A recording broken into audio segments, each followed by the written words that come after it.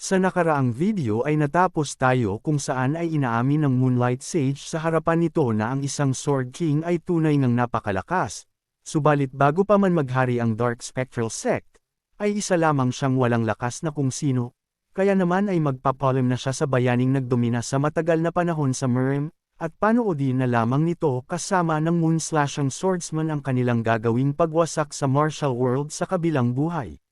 Matapos nitong saksakin ang Sword King ay sinabi nito kay Yonjuka na siya na ang kanyang isusunod. Kapuri-puri ang ginawa ng Sword King sa kanilang labanan at ito ang isang laro na hinding-hindi niya magagawang makalimutan, subalit kakaharapin niya ang ating bida ng seryoso sa kanilang laban dahil ang kanyang martial art ay isang malaking banta para sa kanilang Divine Mother.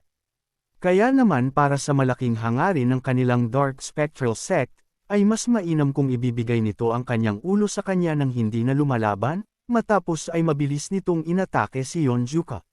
Sa isip ng ating bida ay nag-aalala siyang napapasabi na masyado itong mabilis kumilos, at ang level ng bastardong ito ay ibang-iba sa mga kasamahan nitong Demonic General. Nang bigla naman siyang napahinto nang muling umatake ito at tinatanong siya na kung nasaan na nagpunta ang pinapakita nitong lakas ng loob noong nakaraan, at gaano pa ba katagal itong iiwas sa kanyang mga pag-atake, matapos ay tinamaan naman ng pag-atake ang ating bida. Naiinis itong napapasabi na kung kakaharapin niya ang isang ito nang hindi buo ang loob ay magtatamo lamang siya ng matinding pagkakapinsala. Nang muling sumugod ang Moonlight Sage sa ating bida at sinasabi na habang ang mga Demonic General ay binabantayan ang lugar na ito, ay mas mainam na alisin na lamang nila ang pag-iisip na sumalungat sa kanilang sect leader. Dahil doon ay napasabi sa kanyang isip ang ating bida na sa tingin niya ay wala na siyang iba pa na mapagpipilian, kaya naman ay sinabihan niya ang Moonlight Sage na ibibigay nito ang kung ano ang kanyang nais. Subalit napahinto naman sila dahil sa may kung anong nangyayari mula sa kanilang itaas, at mula doon ay lumabas si Namgangyon na mula sa ibang lugar. Sa nangyari ay nabigla naman dito ang Moonlight Sage, ganun na din ang ating bida, dahil sa biglaang paglitaw nito sa kanilang kinaroroonan. Napasabi naman ng kanyang ama na mabuti at nagawa nitong mabuhay sa naganap na pakikipaglaban niya, hindi naman makapaniwala ang Moonlight Sage sa nangyayari dahil sa pagkakaalam niya ay inilipat ng isang Demonic General na si Bang Qiangak ang Namgangyon na ito, at mukhang nagawa nitong matalo siya. Nang bigla naman na nagsalita si Namgangyon at tinawag ang ating bida, upang labis nitong ipagtaka. Subalit sinabihan lamang siya nito na kailangan na nitong magtungo sa kanilang sect leader ngayon na mismo at siya na ang bahala sa isang ito.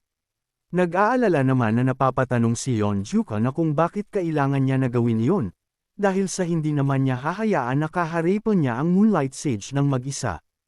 Hindi naman siya pinakinggan ng dalaga bagkus ay sinabihan na magmadali at umalis na ngayon mismo, upang minas ang Moonlight Sage at mapatanong na kung anong lakas ng loob nitong magsabi ng ganong klase ng mga bagay habang nakaharap sa kanya. Kaya naman sa galit nito ay agad siyang sumugod at nagtatanong na kung sa tingin ba nila ay hahayaan niya lamang na makaalis si Yonjuka ng ganon-ganon lamang ay nagkakamali sila, subalit mabilis naman na sinalag ito ni Namgangyon. Sa isip ng ating bida ay ang kanyang ama na Sword King ay hindi magawang matalo ang Moonlight Sage, at ang kaharapin ito ni Namgangyon ay talagang mahihirapan siya. Nang bigla naman siyang sinigawan nito at sinabi na tanging siya lamang ang may kakayahan na matalo ang kanilang sect leader, kaya naman ay kailangan nitong magtiwala sa kanya at umalis na sa lugar na ito. Napahinto naman ang ating bida sa mga narinig nito mula sa dalaga, kaya naman makalipas ng ilang sandali ay sinang-ayunan na lamang niya ito, at sinabihan na hanggat maaari ay mag-iingat, matapos ay agad na din siyang umalis. Pinapatabi naman ng Moonlight Sage si Namgangyon sa kanyang harapan dahil sa kailangan niyang mapastlang ang ating bida, dahil sa anong lakas ng loob ng kagaya lamang niya na hamarang sa kanyang daraanan, at kung ano naman ang kanyang alam sa pakikipaglaban.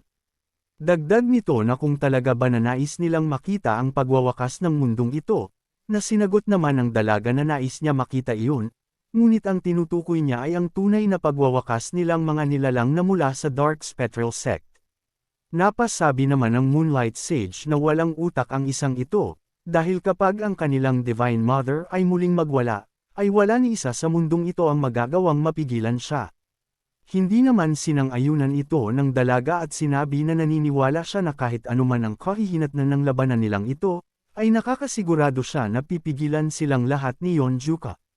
Naiinis naman dito ang Moonlight Sage dahil sa walang saysay ang pakikipag-usap niya sa isang ito, at mukhang wala na siyang mapagpipilian kung hindi ang linisin ang lugar na ito at magtungo sa kanilang Divine Mother. Dahil doon ay sinabihan niya ang dalaga na kung ganun ay haharapin niya siya ng buong lakas, at dahil sa ito ang resulta na kanyang pinili ay huwag siyang sisisihin ito kahit pa mapunta ang dalaga sa impyerno. Kung umabot ka na sa parte ng video na ito ay maaari lamang napindutin ang like at super thanks sa baba bilang pagsuporta. Maraming salamat. Sa kabilang banda naman ng labanan, ay napapasabi ang isang demonic general na mukhang ang kanyang ginawang mga harang ay humihina na dahil sa lakas ng pagwawala ng kanilang sect leader, subalit nakakasigurado siya na hindi ito basta-basta lamang na masisira ng dahil lamang sa martial arts. Kaya naman ay napapatanong siya na kung hindi kaya dahil iyon sa ang dalaga na iyon ay nagmula sa Namgang clan, o di kaya dahil sa Divine Chi na mayroon sa Evil Repelling Sword. Nang natigilan naman siya sa pag-iisip nang tawagin siya ni Ryushi at sabihan na anong lakas ng loob nitong ialis ang atensyon nito habang nasa harapan niya siya, at mukhang marami siyang oras para sa bagay na iyon, dahil sa nakakasigurado siya na mapapast lang niya siya ng mag-isa lamang. Napabuntong hininga naman ang demonic general at sinabihan siya na kung bakit hindi pa din siya sumusuko, dahil kitang-kita naman na wala siyang bitaw. Dagdag nito na bukod doon ay kahit pa kanina na magkasama silang nakikipaglaban sa kanya ng anak ng Namgang clan, ay wala man lang nagawang galos sa kanya ganung hindi pa niya ginagamit ang kanyang transcendence, kaya naman ay anong magagawa ng mahinang kagaya niya. Dahil doon ay nainas naman si Ryushi at napapasabi sa kanyang isip na ano ang lakas ng loob nitong maliit ng tao, subalit tama din siya sa kanyang sinabi dahil sa ang kanyang stamina at martial arts ay malapit ng maubos.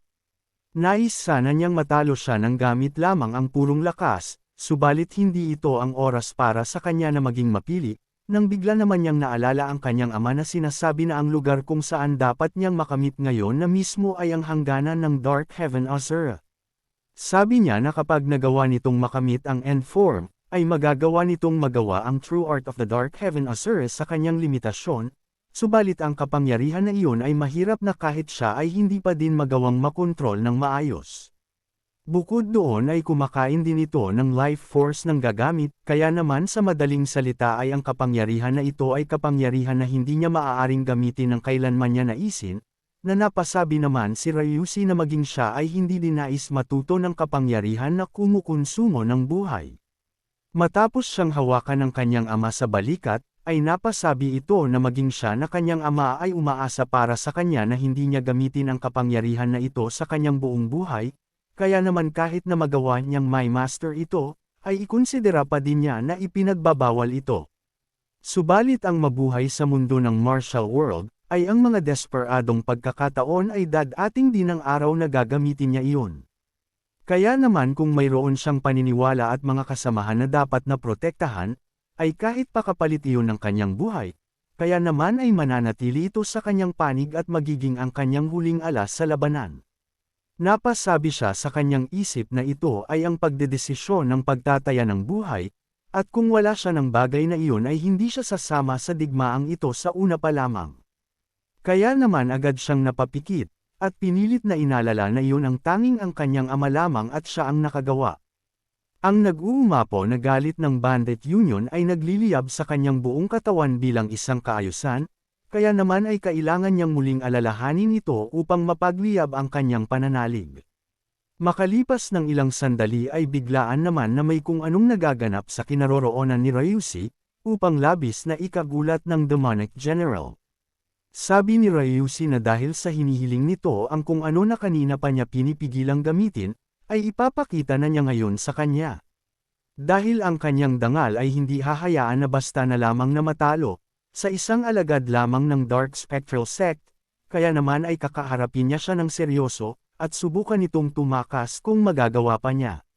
Sa kabilang banda naman ng labanan ay takot na tumatakbo ang isang demonic general habang napapasabi na napaka-imposible ng bagay na iyon, At walang paraan pa para sa kanya na makatakas dahil sa nagawa na niyang mailabas sa limitasyon ng kapangyarihan ng kanyang transcendence. Kaya ano naman kaya ang malahalimaw na lakas na iyon? Sa isip niya ay napapamura siya ng paulit-ulit, at napapatanong na kung bakit hindi niya magawang malagpasan ang bastardong ito, siya na pinuno ng Bandit Union, ang Shattering Heavens Demon Lord. Kung nais mo na masubaybayan ang mainit-init na kabanata, ay open lang ang notification bell pagkatapos mo na mag-subscribe.